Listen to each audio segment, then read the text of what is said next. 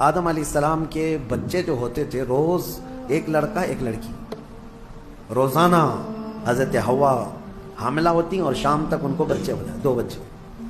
اللہ کی قدرت کاملہ ہے، کیونکہ نسل انسانی کو اس وقت بڑھانا تھا، تو روزانہ 2 بچے، ایک لڑکا اور ایک لڑکی۔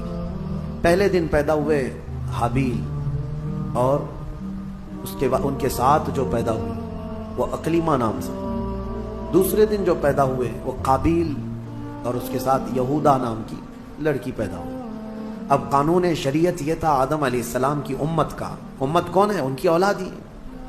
اب قانون آدم علیہ السلام چونکہ رسول تھے، شریعت کا قانون یہ تھا کہ آج جو پیدا ہوا لڑکا ہے وہ کل پیدا ہونے والی لڑکی کے ساتھ نکاح کر سکتا ہے۔ سیم ڈے والی لڑکی اس کی سگی بہن مانی جاتی ہے، حالانکہ سب بہن ہیں، لیکن سیم ڈے جو پیدا ہوئی وہ لڑکی اور وہ لڑکا شادی نہیں کر سکتے۔ اور آدم علیہ السلام کی شریعت کا ہی یہ قانون تھا۔ آدم علیہ السلام کے بڑے بیٹے حابیل اور قابیل کا واقعہ اس میں آیا ہے۔ کیا واقعہ ہے؟ ہوا یہ کہ حابیل کے ساتھ جو لڑکی پیدا ہوئی ان کے ساتھ نکاح نہیں جائز تھا۔ دوسرے دن جو لڑکی پیدا ہوئی یہودا، اس کے ساتھ حابیل کا نکاح ہونا تھا، اور قابیل جو دوسرے دن والا ہے اس کا نکاح پہلے دن والی لڑکی سے ہونا تھا۔ لیکن مسئلہ یہ تھا کہ قابیل کو یعنی چھوٹے بھائی کو اپنے ساتھ جو پیدا ہوئی وہ لڑکی زیادہ پسند تھی، وہ خوبصورت بھی زیادہ تھی، وہ لڑکی زیادہ خوبصورت تھی، اور اسے اپنے ساتھ پیدا ہوئی لڑکی سے ہی شادی کرنا تھا۔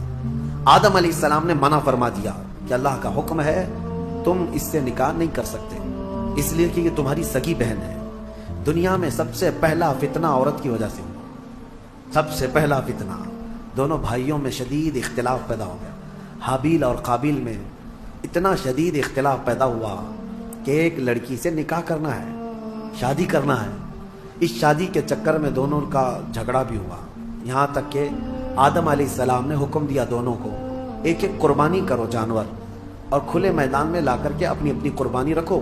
جس کی قربانی قبول ہو گئی وہ حق پر ہے، اور قبول ہونے کا طریقہ کیا ہے؟ آسمان سے کوئی چیز آئے گی اور جس کی قبول ہے وہ قربانی اٹھا کر لے جائے گی۔ یہ واقعہ بھی قرآن پاک میں موجود ہے۔ تو دونوں نے ایک ایک قربانی کی، حابیل نے بھی اور قابیل نے بھی۔ دیکھیں فیصلہ اب یہ سیدھے اللہ کی طرف سے آنا ہے۔ دونوں نے کھلے میدان میں اپنی قربانی کو ڈال دیا، جو ذبح کیا تھا انہوں نے۔ تھوڑی دیر کے بعد آسمان سے ایک آگ آئی، اور حابیل جو بڑے بیٹے کی قربانی تھی اس کو آگ اٹھا کر آسمان میں غائب ہو گئی، وہ اس کی قربانی غائب ہو گئی۔ اب یہ واضح علامت تھی کہ حابیل حق پر ہے، اور اللہ کا قانون بھی یہی ہے، لیکن قابیل کو نہ ماننا تھا، نہیں مانا۔ عورت کی محبت دل میں ایسی رچ بس گئی تھی کہ وہ اس حقیقی نشانی کو دیکھنے کے بعد بھی وہ نہ مانا، کہا کہ میں نہیں مانوں گا۔ آدم علیہ السلام نے بہت سمجھایا کہ حد سے نہ بڑھو، اللہ تبارک و تعالیٰ حد سے بڑھنے والوں کو پسند نہیں کرتا۔ پھر ہوا یہ کہ آدم علیہ السلام حج پہ چلے گئے، خانہ کعبہ کی زیارت کے لیے اللہ کا حکم ہوا، آدم علیہ السلام چلے گئے۔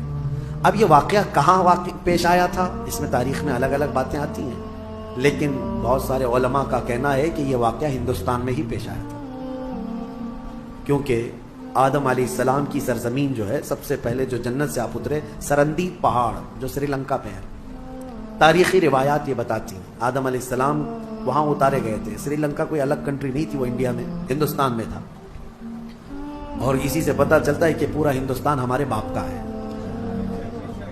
حقیقت ہے یا نہیں؟ سب کے باپ کا ہے، آدم علیہ السلام ہمارے باپ ہیں، پوری دنیا کے باپ ہیں۔ تو یہ واقعہ جب پیش آیا، آدم علیہ السلام جب حج پہ چلے گئے، تو اب دونوں کے درمیان جو لڑکی کو لے کر اختلاف تھا وہ کیا ہوا، کہاں تک چل گیا؟ اب شیطان آیا، سب سے پہلے انسانوں کو بہکانے اور ورغلانے کا جو چیلنج کر کے آیا تھا اللہ کی بارگاہ سے۔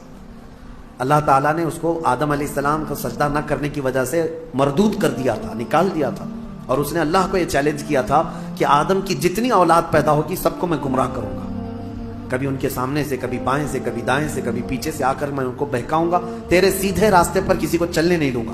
یہ اللہ سے اس نے چیلنج کیا تھا، اور اللہ نے فرمایا جا تجھے قیامت تک کی عمر دیتا ہوں، قیامت تک کی تجھے عمر ہے، جتنی کوشش کر سکتا ہے کر۔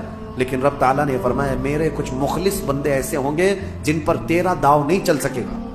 اللہ ہمیں ان مخلص بندوں میں شمار فرمائے۔ शैतान पहली मर्तबा आया, दोनों भाइयों के बीच में देखा लड़की को लेकर के इख्तिलाफ है, तो यहाँ आग लगाना अब उसका काम था। उसने आकर के काबिल को कहा, तेरे लिए अच्छा सा रास्ता मैं क्यों ना बताऊं, तेरे हक में वो लड़की अच्छी है, तुझे करना ही चाहिए था, तेरा बाप भी मुखालिफ है, तेरा बड़ा भाई भी मुखालिफ है, लिहाजा एक काम कर, इस तेरे बड़े भाई को दुनिया से खत्म कर दे, रास्ता साफ हो जाएगा। उस वक्त तक अभी मौत नहीं मालूम किसी को, पैदा तो हुए थे लेकिन मौत अभी तक किसी की नहीं आई है, ना ही मरना मालूम ना ही मारना मालूम था। तो काबिल को आकर के इबलीस ने, शैतान ने तरीका बताया। काबिल ने पूछा, मेरे भाई को अगर हमेशा के लिए मैं रास्ते से हटाना चाहूं तो क्या करना है?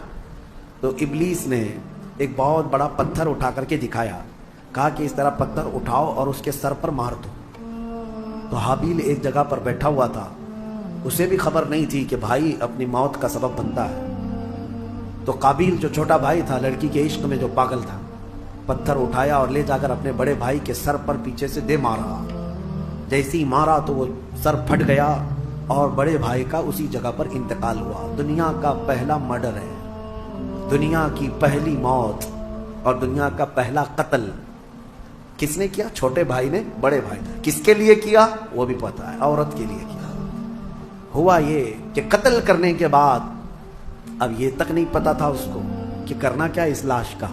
अल्लाह फरमाता है, फबअतल्लाहु गुराबन यबहसु फिल अर्द, अल्लाह ताला ने कौवे को भेजा। कौवा, दो कौवे आसमान से उड़ते हुए आए। एक कौवा दूसरे कौवे को ठोंक मारता था, लड़ाई दोनों की चल रही थी, दोनों कौवों की लड़ाई चल रही। कुरान में अल्लाह ने बयान फरमाया इसमें, लड़ते लड़ते एक कौवे ने दूसरे कौवे को इतना मारा कि जमीन पर गिर गया। एक कौवा मर गया, दूसरा कौवा बैठा था। एक जिंदा कौवा है और एक मुर्दा कौवा है। कौवे भी दोनों भाई होंगे और क्या पता वो भी किसी लड़की के लिए लड़ रहे हो, लेकिन ये तो तफसीर में नहीं है। क्यों लड़ रहे थे ये तो नहीं मालूम। लड़े और मारा भी एक कौवे ने और मर गया दूसरा कौवा। तो रब ताला फरमाता है, पहले कौवे ने अपने पैरों से जमीन खोदना शुरू किया, कुछ जमीन खोदा और मरे हुए कौवे को उस गड्ढे में धकेल दिया और फिर पैरों से उसके ऊपर मिट्टी डाल दिया। तो काबिल वो कौवों की इस हरकत को देख रहा था। उसके बाद उसे ये पता चला कि अपने मरे हुए भाई को इस तरह जमीन में छुपा देना चाहिए। तो पहली मर्तबा काबिल ने खुद कब्र खोदी और हाबिल को उसके अंदर दफन कर दिया और उस पर मिट्टी डाल दिया। ये दुनिया का पहला कत्ल था एक औरत के हुसूल के लिए, लेकिन बताया गया कि उस काबिल को भी वो औरत नहीं मिल सकी।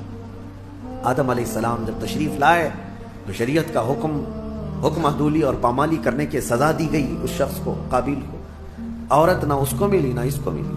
ये दुनिया ऐसी है जिसको इमाम अहले सुन्नत फाजिल बरेलवी रहमतुल्लाह अलैह ने क्या ही बेहतरीन अंदाज में फरमाया, शहद दिखाए जहर पिलाए, कातिल डायन शोहर कुश, इस मुर्दार पे क्या ललचाए, दुनिया देखी भाली है। हाँ, ये शहद दिखता है, होता जहर है।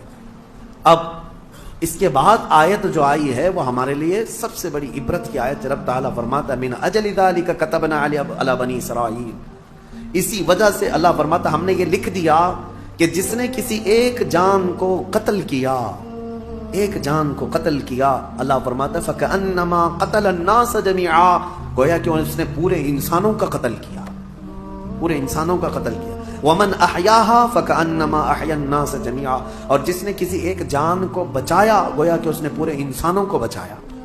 ये अल्लाह का कानून है, जिसने एक कत्ल किया उसने पूरे इंसानों का कत्ल किया। अब यहाँ से क़यामत तक जितने मर्डर होंगे, कत्ल होंगे, उन सब कत्ल और मर्डर का गुनाह उस काबिल को दिया जाएगा जिसने सबसे पहला कत्ल दुनिया में किया। लेकिन कोई ये ना समझे कि उसको नहीं मिलेगा, सब काबिल पे जाएगा। हाँ, ये सोच करके मर्डर शुरू हो जाए। कत्ल करने का गुनाह खुद का गुनाह तो है ही, लेकिन इतना बड़ा गुनाह उसको भी दिया जाएगा जो फर्स्ट टाइम शुरू किया है। और इसी कायदे के मुताबिक कोई भी बुरा काम तुम शुरू कर रहे हो, याद रखो, अगर उसकी पैरवी करते दूसरे लोग भी वो गुनाह में मुलविस हुए, उन सब के गुनाह का बोझ भी तुम्हारे ऊपर डाला जाएगा। हो सके तो कोई नया काम अच्छा शुरू कर दो ताकि उसकी फॉलो करते करते लोग, उनकी नेकियां तुम तक आती रहें क़यामत तक। कोई बुरा काम तुमने, बहुत सारे लोग फैशन शुरू करते हैं, उनको ऐसा लगता है कि ये मेरा फैशन है, एक नया फैशन। गुनाह को अगर फैशन शुरू किया, नेकी को फैशन बनाओ। अगर उसकी कोई इक्तिदा कर लिया तो उसका सवाब तुम्हें है।